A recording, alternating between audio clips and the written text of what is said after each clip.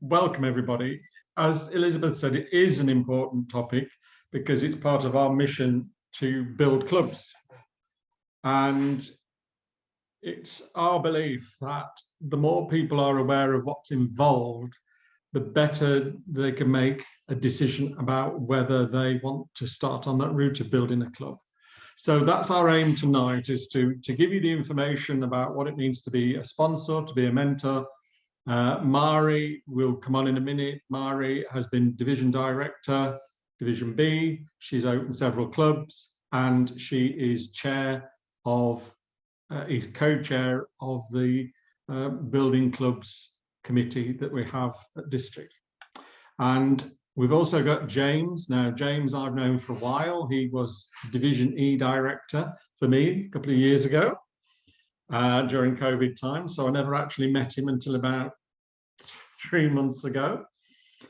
He, as I say, was Division E Director, and he's just recently opened a community club, or chartered a community club in Stamford, which he will tell you where it is if you're not sure of the geography. And he said they set it up in 6 months. They started the first meeting in April and chartered in November. So yeah, just about 6, 7 months. So he's going to give you a case study of what he went through, and then there'll be a time at the end for questions. If you've got any questions, otherwise pop them in the chat and we'll try and answer them. So just to share what we will be covering tonight, I've nearly come to the end of my introduction, and then we'll move on to Mari, who's going to look at sponsors. I'll look at the role of mentors and the vital role they play in building clubs. And then we'll have the case study from James and time at the end for Q&A. So that's the way we're going to do it tonight.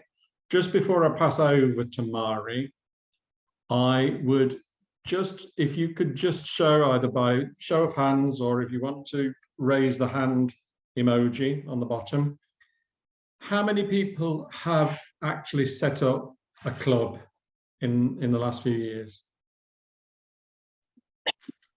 1, 2, 3, 4. 4. Okay. How many people would like to set up a club? 1, 2. I'm taking names. 3. 1, 2, 3. Any of the people with the video switched off there? It's all right. I'm not taking names. Don't worry. I was only joking about that. Anyway, right. Well, we will hopefully persuade you by the end. Helen, well done, Helen.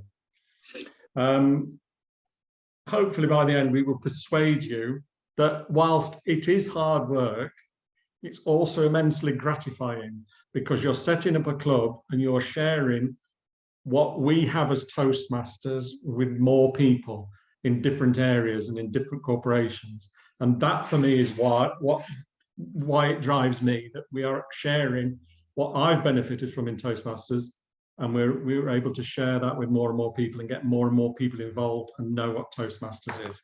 So that's the introduction. I will now pass the floor over to Mari, who is going to go through the sponsorship aspect to clubs. So please help me welcome Mari. Thank you, Danny, and welcome everybody. I'm very pleased to be invited here this evening to present this session.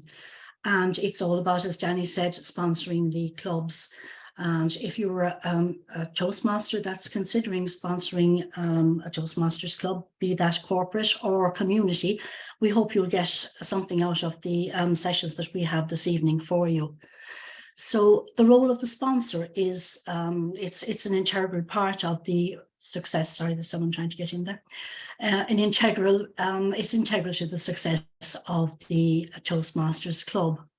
So I suppose what you do at the start, really, it would be a good idea to talk to an experienced Toastmaster that could give you some sort of a steer, and that you wouldn't be sort of searching all over the place. Just get a steer from them. And then you do have to involve the district director and the club growth director as well, because obviously you need permission. You just can't just set up a club. You need to have permission. And there's a lot of large companies as well, like Google, Dell, and so forth, just to name a few, that have sponsored Toastmasters clubs, and they've been of great benefit to their organizations. And in terms of the goals of the organization, employee engagement and performance and so forth. On a personal level, sponsor clubs provide members with confidence and communication skills to help them flourish in their, not just in their work life, but in their personal life as well. And these skills, they help people deliver better presentations, lead more productive teams and meetings and relate better to the clients and colleagues as well. So there's so much to be gained from that. So I suppose really, if we can just get straight in there, and let me share the screen with you there that I have, just a few slides. It won't be death by PowerPoint, I promise you. So there we go. Can you all see that? Yeah, you're good? Okay, all righty. So I'm just gonna have to move this around just a little bit there. I can find my, there we go. Ah, yes. That's great. So I suppose really I'll start off with a question, and you can throw it into the chat box there if you wish. Why would you want to start a club as such? Why would you start? What would motivate you to start a Toastmasters club? Anyone want to throw anything into the chat box there? I hope I can actually see the chat box at this stage. The wish to bring the services that Toastmasters offers to more and more people. Very good. Yeah. Yeah. Any more? Yeah. Okay. So my technical things are just not working properly. Need to read out what people have put, Mary. I can't actually see them here. Yeah, I'll read it out to you. Elizabeth. No, I have it actually here. Yeah, I can see it now. Oh, you got it. Okay. I've got all sorts of gadgets attached to this new laptop, so apologies in advance. For fun, absolutely. I mean, it's no good if it's not fun, really, isn't it? So nearer to home. If there was a town without a club or an area without a club, of course, absolutely. That would be one of the reasons, absolutely, yes. But also, sorry, now I'm trying to move my stuff here because I've got some notes that I'm trying to remind myself of, and okay.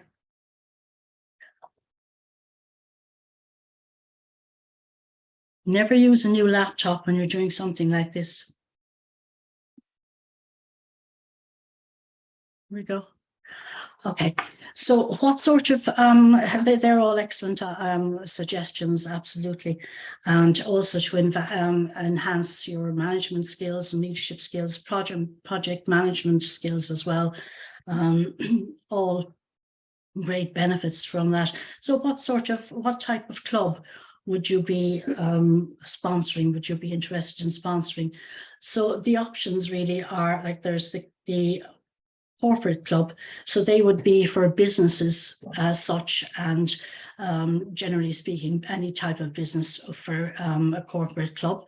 Then there's the community club, and anybody can join that, whereby in a corporate club it would be specifically for a business as such. I'm not sure if there are corporate clubs that allow people in outside of the business, but that would be something that could be checked out. The community club is open to everybody. Then you have advanced clubs, where you have got more experienced Toastmasters that want to move their skills to another level. So maybe heading towards TED Talks and all that sort of things. They just want to move on a little bit. And then you have more specialty clubs, which would be like Toastmasters for writers, Toastmasters for golf is another one, actually. that you could have. So there are specialty clubs, but there's a kind of there's just one process really for all of those, except very slight differences between the corporate and the community ones. So we'll just go into that one there. But first of all, as I said earlier in the opening there, you'd need to consult, if you're going to start to be a club sponsor, you need to consult district director and the club growth director, because you need to get permission to proceed with this. There may be leads, they may have leads for you, or you may have personal contacts that will assist you if you're going into an organization in particular. So they will help you marketing. Once you get a sponsor organized, or if you're going to sponsor the club, you'll be responsible for marketing the new club to prospective members. And there's lots of materials available on the Toastmasters site for that. And I believe there's a kit as well, a new clubs kit that you can access, and all that information will be available to you later on. So presenting demonstration meetings, that's a responsibility as well, and completing the forms and submitting them with the fees. So that's obviously very essential to be doing there. So there's more information on that with from new clubs at toastmasters.org. But there is a book that you can have, which I will show you at the very end there, and everything is explained in that. Everything that's on this as well is in it. So we'll talk about corporate clubs, and how would you get started with the corporate club? What's the first thing you would do if you were going to organize a corporate club? Just throw a few words out to me there to let me know that you're all still there. What's the first thing you need to do?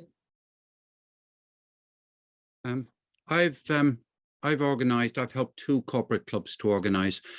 In one of them, the whole thing was driven by an internal person who had decided we're going to have a club in this company. I was that club's sponsor, but I had almost nothing to do. I had nothing to do in terms of persuading people within the company to join it. All that was done within the company. It was an awfully simple thing. The only complicated thing at all was how to pay the money. So that's one example where groundwork is already done within the company. Now, the person within the company who did all the groundwork had actually come to Blarney Toastmasters and been inspired by what they had experienced there, went away and decided, hey, Blizzard, we're the gaming company, now bought by Microsoft, we want a club. And 2 of us from Blarney are their sponsors and mentors, or well, actually, no, 1 sponsor and 2 mentors. Anyway, the other one was caused by... Paul, is that you, Paul? It is? Is that you, Paul? Yeah? Yes. It is. Okay. No, I'll need to move on, and thank you for that contribution. And I'll need to move on there because I have a limited amount of time. I hope you don't mind. So as I say, the first thing you would need to do, obviously, would be to introduce yourself and schedule an appointment with the HR department, most likely, because they tend to look after training and so forth, or the decision maker if it's an organization that doesn't have a dedicated HR department as such. So the most important thing is when you're going into a corporate environment is to be prepared. You need to bring your A game there. You're not going to get second chances really to pitch to them for a Toastmasters club. So be prepared and make sure everything is spot on the day. Talk up the benefits of the club, and such as what they're going to get out of it, like employee engagement, performance, and it helps towards succession planning, and also that it will benefit employees through personal development, giving them confidence, and also better being able to handle work and personal life, as such as I explained later on. So they will also then you need to ask for support. You need to just get in there and say, well, I need support with this, and this is how you can do that, because they will need to provide you with a dedicated place to meet on the premises, most likely, and they'll need you, which is very important, provide you with time to meet. So usually the corporate clubs take about an hour, whereby community clubs would be much longer. But it's you know, they're paying people while they're most likely off at the Toastmasters meetings.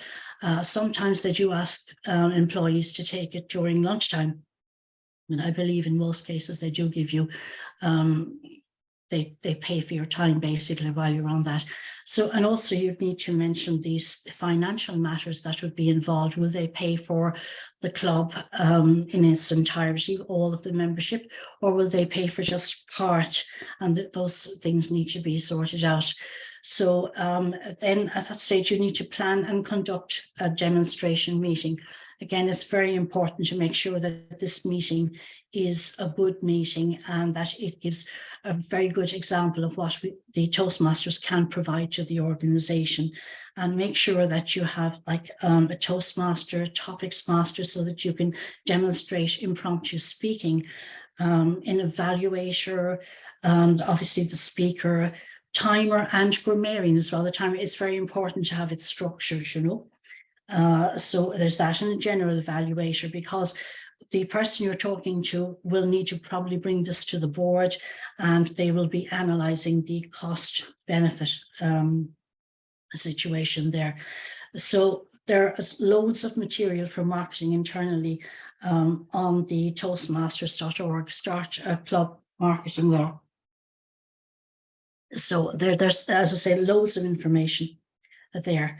So then we'll move on to the community club. Again, very much similar to what the process that you would use. Did I mention about chartering in the other one? I'll go back to that afterwards anyway. But it's similar to the corporate setup, but you need to designate a location to meet. Will it be in person or will it be hybrid? There's a huge consideration there around that, because you're going to need extra equipment for hybrid and that. So you need to generate the interest such, and you're kind of covering a much wider area, because in a corporate, you've got the people in the business, but you really have to cast a wider net when you're looking to generate interest for a community club. You have to have the 20 members, and there are some stipulations around that as well, which you will find in the documentation, that in the book that I'll be talking about later. All of the information that you need will be in that. So once you have that, select your temporary officers, and just submit the charter and the paperwork. You'll also need to open a bank account. So you'll be collecting some funds and that sort of thing. And this is a tricky kind of situation there, because you don't want the money sort of resting in your account, as they say. It's probably best to put it into a club account and make sure that you have a paper trail and that everything is transparent as such. So again, like the corporate club, there's lots of materials available, and the link is there for that. Again, all those links will be available later on. So getting on to the paperwork, it kind of looks complicated and what have you, but there's loads of help there to help you with that.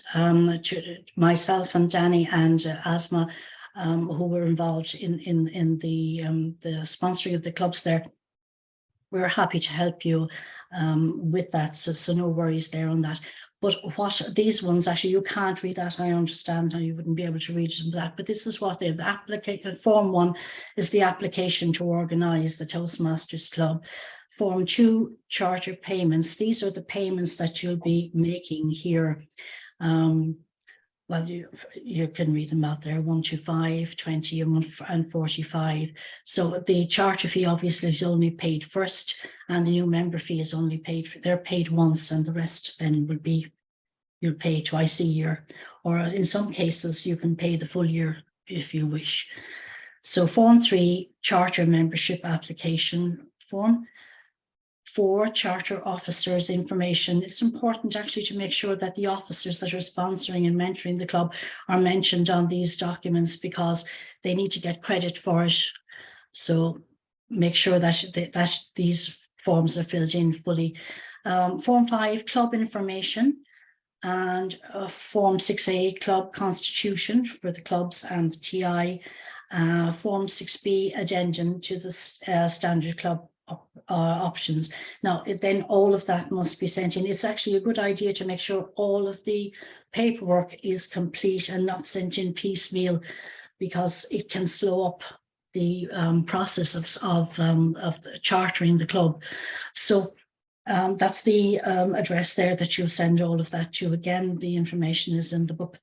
And if you need any help with that, there's always help from Danny is there to do that as the director, and anybody will help you with it really that's involved in this area. So once it's all complete and you're chartered and everything, it's important to have some sort of celebration to recognise that the club has been chartered, publicise it on internal, if it's corporate, internal boards, Facebook, Twitter, LinkedIn, Instagram, and Toastmasters, obviously. So invite members as well, all of those who've helped to charter the club.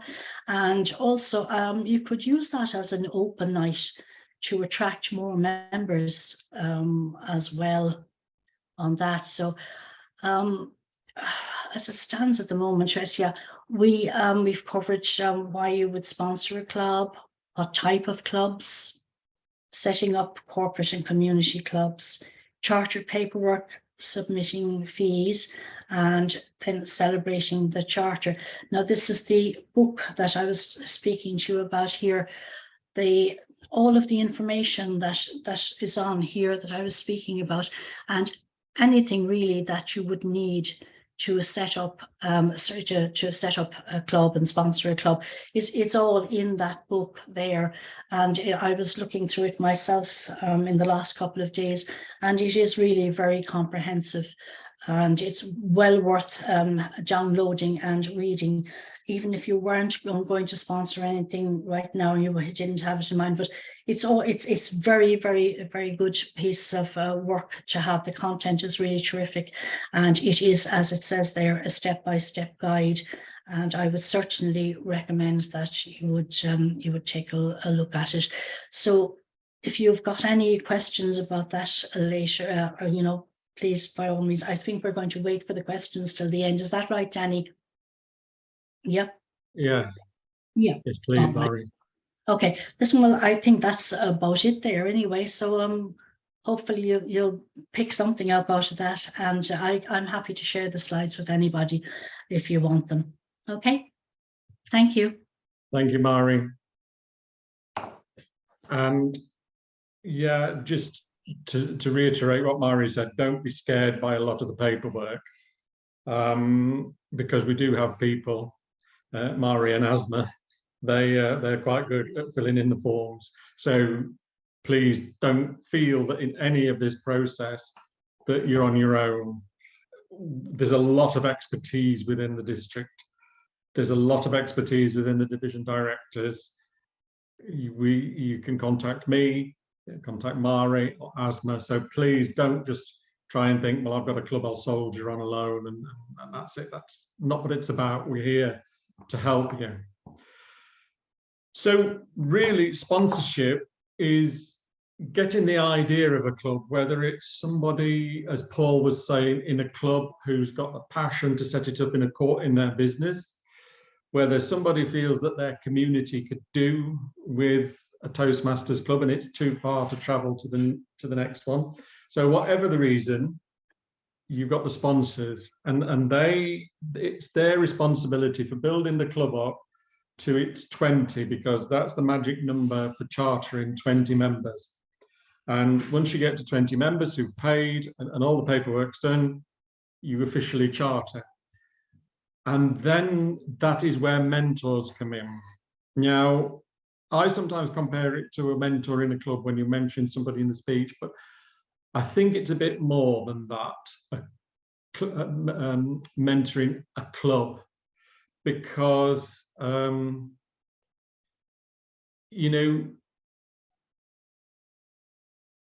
we have to make sure that these clubs carry on. There's no point putting all this effort in to setting up a club and doing all the paperwork and all the hard work for it then just to fizzle out 6 months, a year later.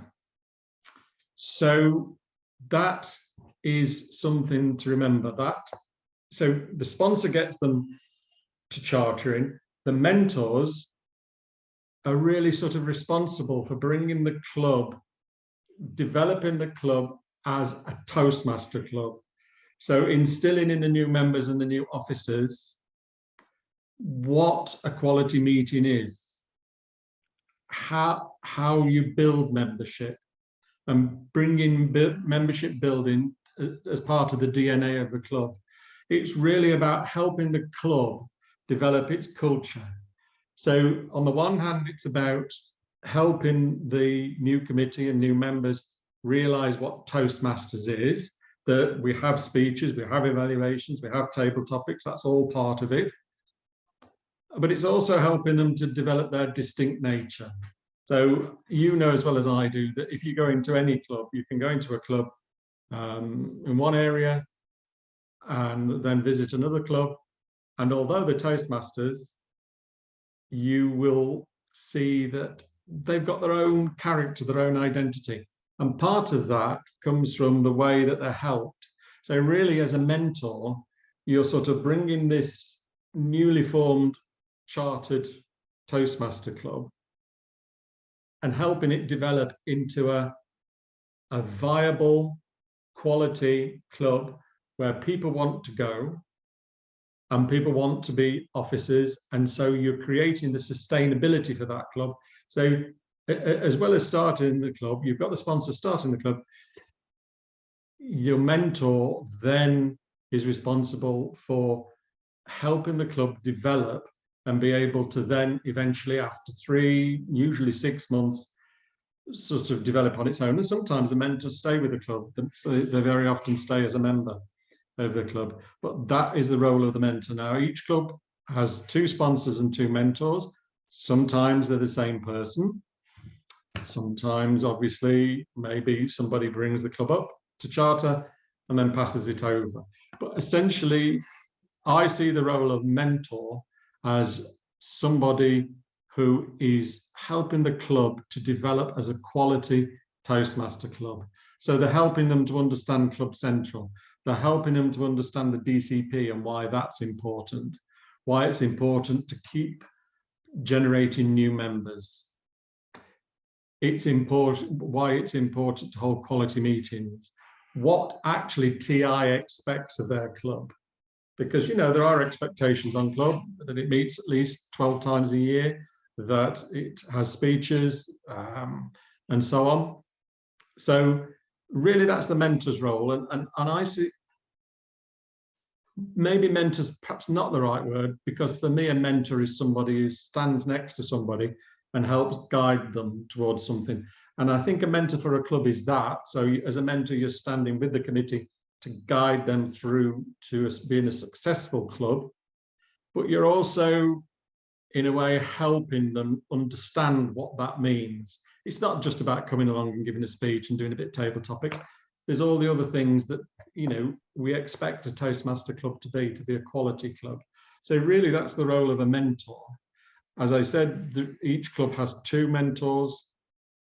They usually go with a club for 6 months, although I've known them stay on longer if they become really attached to the club. It is possible, you know, well, in corporate clubs, if one of the mentors is a part of that company, they will obviously stay with it.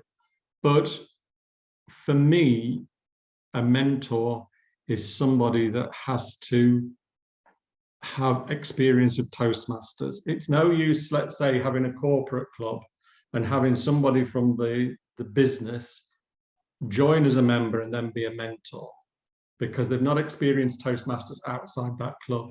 So for me, if you're a mentor, you know, it's a good idea to be an experienced Toastmaster, obviously, because then you know what Toastmasters is about.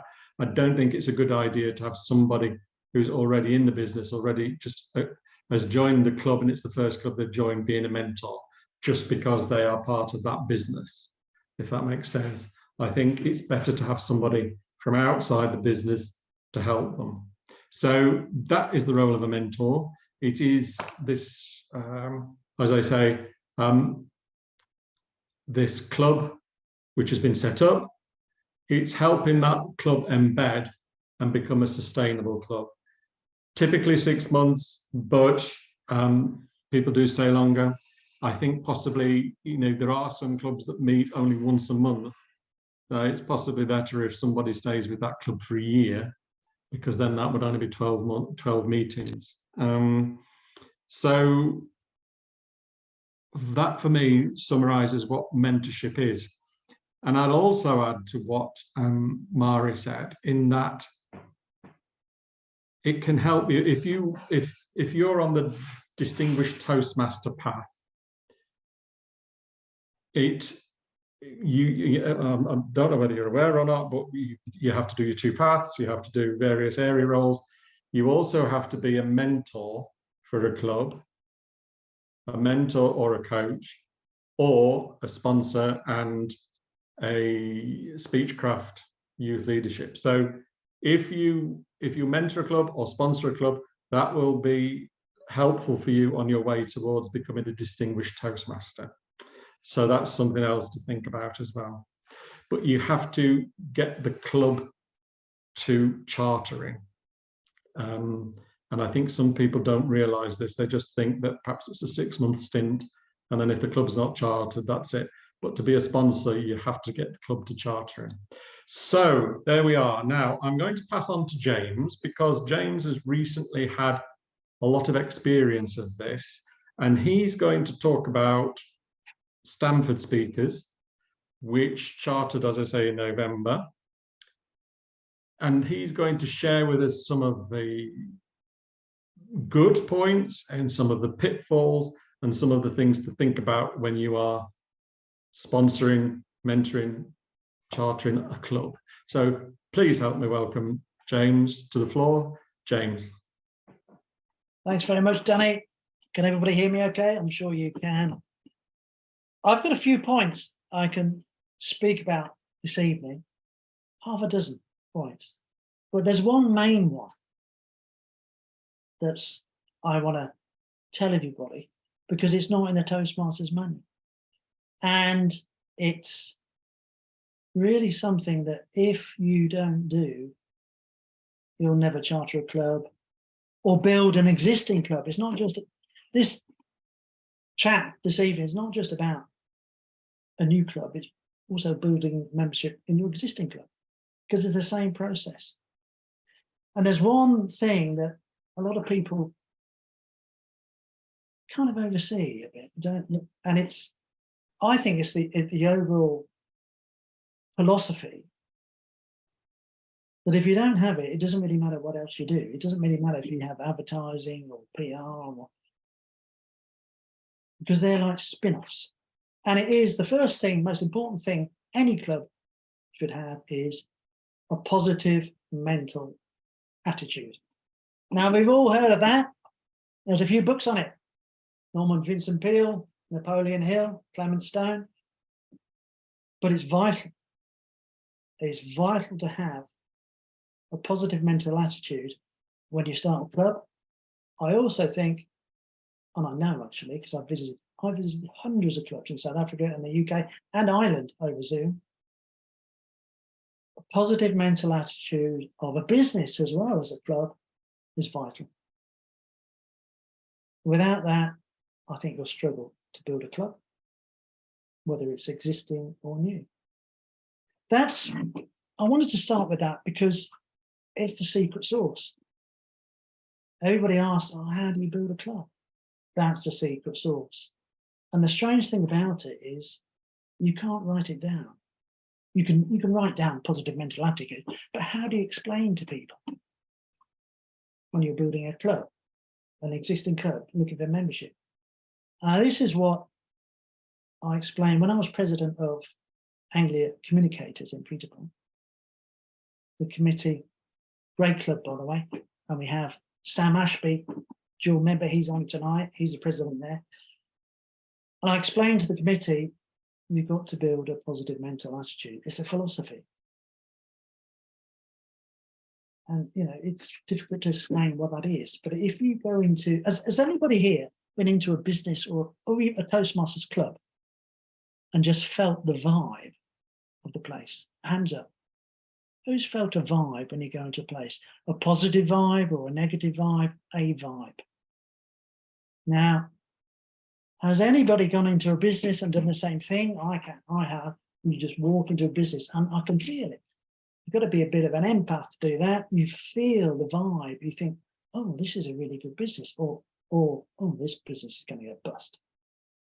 It's a vibe. Now, that's what I'm talking about. When you walk into a club, it's a positive mental attitude, it's a vibe. Vital. It really doesn't matter if you've got a bad vibe, a bad attitude, doesn't matter how good your advertising is. Doesn't matter how good your demo meetings are.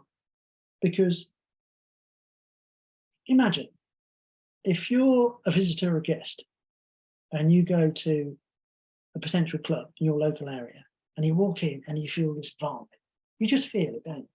And it's a bit like, you know, it's a bit dour. It's a bit, oh, I can tell there's politics going on in the background. You're not going to join. And that's what I'm talking about. It's the secret sauce of anything. And that's the first thing we did at Stanford Speakers from day one. Well, we only had 2 demonstration meetings, by the way. And then we were off. We had about 8 to 10 people interested. And once you've got that, like a little snowball, then you can build the snowball. But you've got to have a core, about 8 people. Then you can have that positive mental attitude, a can-do attitude, and it kind of builds then, it builds itself. But if you've got somebody in there, and this applies to existing clubs, and we've all been there, we've all been in a business that's had a bad vibe. If you've got a company, a Toastmasters club that's full of politics, bickering, negativity, it kind of kills it. You know, it kills the energy. And I found this in South Africa. I went to lots of clubs in Cape Town, there's about 30.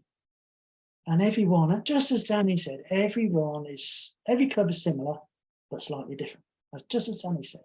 They bring their own vibe to it. And I could walk into a club and some clubs, you just feel your hair's going up, you think, oh God, this is not going to work. You don't know why. It's that vibe. And other clubs you walk in and go, wow, this is really going places. Now, I'm talking about this a lot because it really is the key to it. It's empathy, it's the quality, Danny touched on it, it's the quality of the meeting. No matter who you get through the doors, a visitor or a guest, if the quality of their meeting is rubbish, they're not going to join. You're not going to build a club. So really, the better your meetings are, we call it added value. The more we can add value to a meeting, whether it's positivity, we give out lots of awards, trophies we give away, ribbons we give away all the time, like confetti, badges, anything to add value to that meeting. That's the core. That's the core of an existing club and building a new club. Because as I say, no matter what you do after that, if it doesn't have that, you're wasting your time with all these other points I'm going to tell you about, because you can learn the rest of it. So I'll move on quickly. I've only got 15 minutes. Point 2. It's a really basic one again, but if you don't do this one as well, wasting your time. Sync communication. Sync communication. What does that mean? Especially if you've got an existing club. It's just the nature of Toastmasters. All the committees change every year, as we know. You get 7 new committee members. So if you're in a club 10 years old, 20 years old, you've got 10 or 20 different VPRs going through. They all have different styles. And you look at an existing club that's been around 10, 15, 20 years, all the lines of communication for the visitor, think about the visitor, the man in the street, they're all disparate. They've got phone numbers, contact emails, everything like that from 3 years ago. They left 3 years ago. It's surprising how many clubs do that. Different if you're setting up a new club, you're starting with a blank sheet. It's actually easier because with a blank sheet, you say, right, there's one telephone number, one email address, one contact person, for everything. So you take an existing club, you rummage through it, you'll find surprising little things there that just don't make sense. So sync all your communication into one. We actually, Anglia Communicators, we actually bought I think it was an 0303 number. It's only about £10. And then visitors could phone in for free. And that helped. Very easy to do. Buy one of those, £10, £15 a year, nothing. So sync all your communication. This is just a basic thing to do. 3.3. This is more about advertising, PR. Now that's my background, so it's straightforward for me. One, I found Meetup very, very powerful. Very, very powerful. You actually don't need, in my opinion, a club website. If you've got Meetup and learn how to use it well, you could communicate through there. That's what we do at Stanford. We only have Meetup. We don't have the club website. I mean, our president keeps saying, should we have a club website? And I just say, no need. There's billions of club websites out there. Look, well, billions of websites out there. So how are they going to find yours? It's like a needle in a haystack. But Meetup, a lot of people know about Meetup. And if you make it active, proactive, again, positive energy on your Meetup, that's a key. You can't let it languish like a lot of clubs let their club site. They don't change their pictures in 3 years, 2 years. I mean, are you ever going to be part of something where people don't change their picture for 3, 5 years? You're not. It has to be active, it has to have that energy. So Meetup, we found, I've been really impressed by it all year, and I still think it's fantastic. And I'm still learning about it. Use it constantly, but what we do, every single member of our club now, we're up to 22, 24 members, something like that. Well, 22 on Toastmasters International, we've got 2 more. I get them straight onto Meetup and get them to communicate. The more active your club site looks, in our case, Meetup, the more attractive it is to the outside world. It's rather like moths to a light, really. And people want to be part of something that's active, progressive, going somewhere.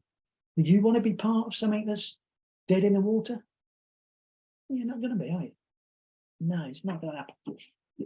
So you've got to keep that going, get other people, all the other members to communicate through that.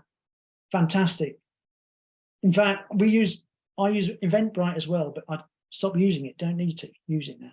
Just Meetup is all we use. We're going to talk about social media.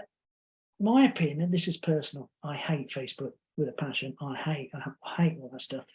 Now, what you're doing with social media, Facebook, I can't remember, Snapchat and all these others, they're what you call closed social media.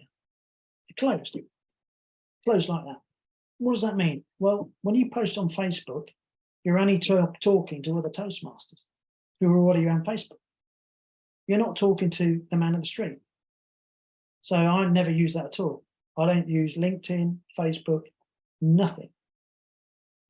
Okay, you can. This is just telling you what I did, what we did, should I say. Meetup and WhatsApp, they're what you call open. Well, no, WhatsApp actually closed. It's one-to-one, isn't it? So Meetup is open. Eventbrite is open because it's open to the public. What I've found over the years Toastmasters are great at is talking to each other. They're fantastic. We all talk to each other. We all talk to other Toastmasters, don't we? And we talk for hours. But we're not so good at talking to people who aren't Toastmasters, who are outside the sphere. And that's what I find with Facebook. We're talking to other Toastmasters. You're never going to get new members that way. So we only used on social media, the only one we used was Meetup. That's my recommendation. But we also did PR. We pumped it out like anything. Local papers I searched on the net, I think I found about 15 local rags, we call them. But they're also online now, aren't they? And I would do one article and pump it out to all of them in one go. We would do 2 or 3 a month for the first few months. That's what we did. We printed postcards, 10, 15 quid, posted them at coffee shops. Don't think they were that successful, but we did it. The other key thing we did was we phoned up old members who had left, been Toastmasters, who had left, hanging around. Do you want to come back? We're not online anymore. Come in. Or from another club. I mean, Sam Ashby, as I said, he's joined as a dual member. Terrific. Nathan Temby from another local club. He came along, joined as a dual member, and it all helped support. We had, I say, after about a month, we had 8 to 10 members. Phoning up people is key. Again, it's personal. Step 4, we only had 2 demo meetings. At the end of that, we knew we had a club. And we set this up. We were lucky, really. Greg Pogonowski, DTM, knew me, and he wanted to set up a club in Stamford. He phoned me up and said, "You want to set this up?" So we had 2 DTMs to start off with. So we knew we could do it. Just us 2. We didn't have anything else, nothing. Nobody else, just us 2. Bang. And within a couple of months. And as soon as we got 8, 10 people, we were off. No more demo meetings.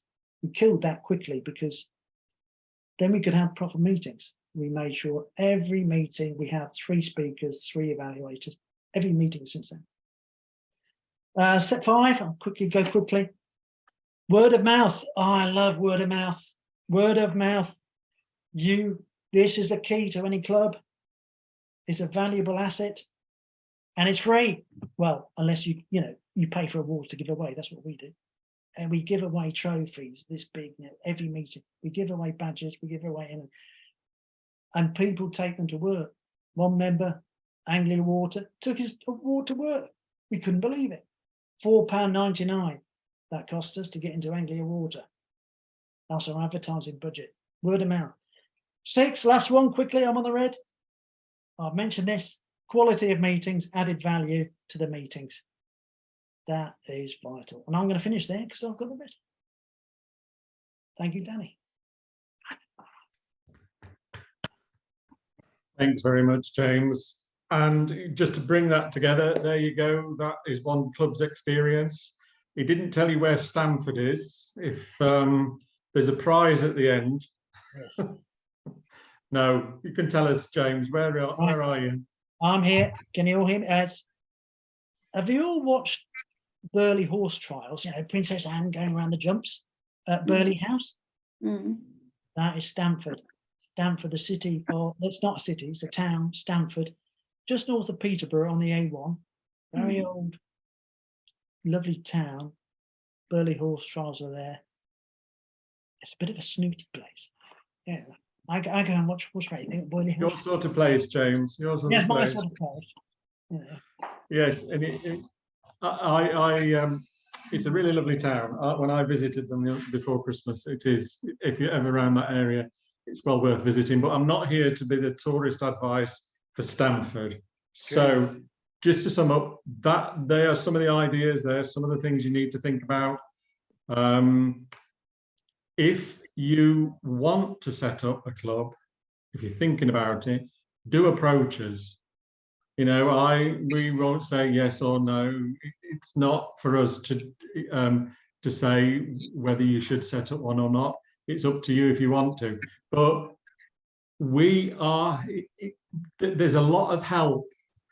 James is there and he's got those ideas.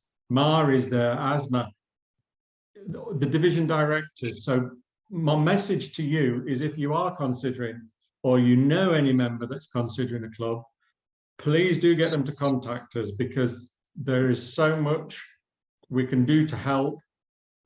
It's not just filling out the forms, it's advice, it's talking, you know, putting you in contact with people who've set up a club like yours. So please do contact us. Anyway, that's enough of me. Are there any questions?